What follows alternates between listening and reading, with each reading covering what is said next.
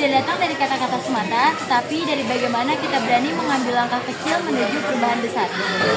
Seperti kata pepatah, tak kenal maka kata sayang. Perkenalkan, saya Gita Alfarifatunisa. Saya Fernanda Fiandri. Saya Syifa Zahra Ramadhani. Saya Siti Fadila.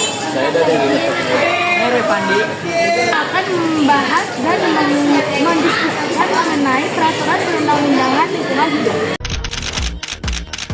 Kalau kita ngomongin soal sampah yang tidak dikelola. 5 Juni diperingati sebagai Hari Lingkungan Hidup Sedunia. Ironis, kondisi laut Indonesia kini berada dalam situasi kurang beruntung. Tempat penampungan sampah ilegal di bantaran Sungai Cikeas, Bogor. Sebelumnya, apa sih lingkungan hidup itu?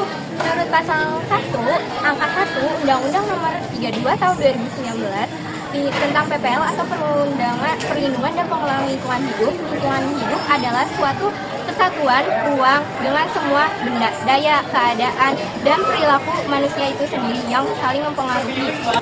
Apa sih hubungannya dengan kebijakan dan peraturan perundang-undangan lingkungan hidup? Jadi, kebijakan dalam peraturan perundang-undangan lingkungan hidup seperti diatur dalam Undang-Undang Nomor 32 Tahun 2009 bertujuan memberikan pedoman untuk melindungi dan mengelola lingkungan secara sistematis.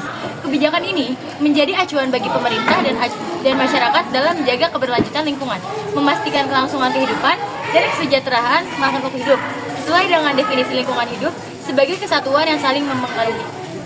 Nah, di sini ada salah satu kasus yang akan membahas tentang peraturan perundang-undangan lingkungan hidup, seperti salah satunya yaitu kasus penyidik penegakan hukum lingkungan hidup dan kehutanan KLHK pada 6 Maret 2023.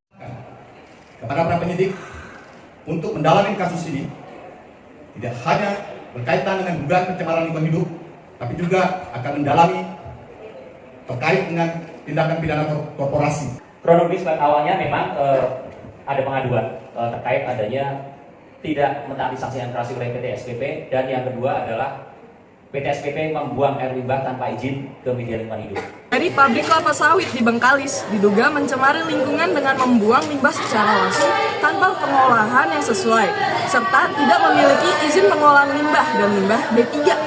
Sebelumnya, PT SIPP sudah mendapatkan sanksi administratif dari Kabupaten Bengkalis, namun tidak mematuhi aturan tersebut. Nah, dalam konteks pelindungan dan pengelolaan lingkungan hidup, kasus PT SIPP merupakan contoh nyata dari pelanggaran terhadap peraturan seperti peraturan pemerintah nomor 23 tahun 2009. Pelanggaran ini menunjukkan bahwa perusahaan tidak hanya mengabaikan kewajiban untuk mengelola limbah secara melanggar prinsip membangun berkelanjutan yang seharusnya menjaga kesejahteraan masyarakat dan kelestarian lingkungan.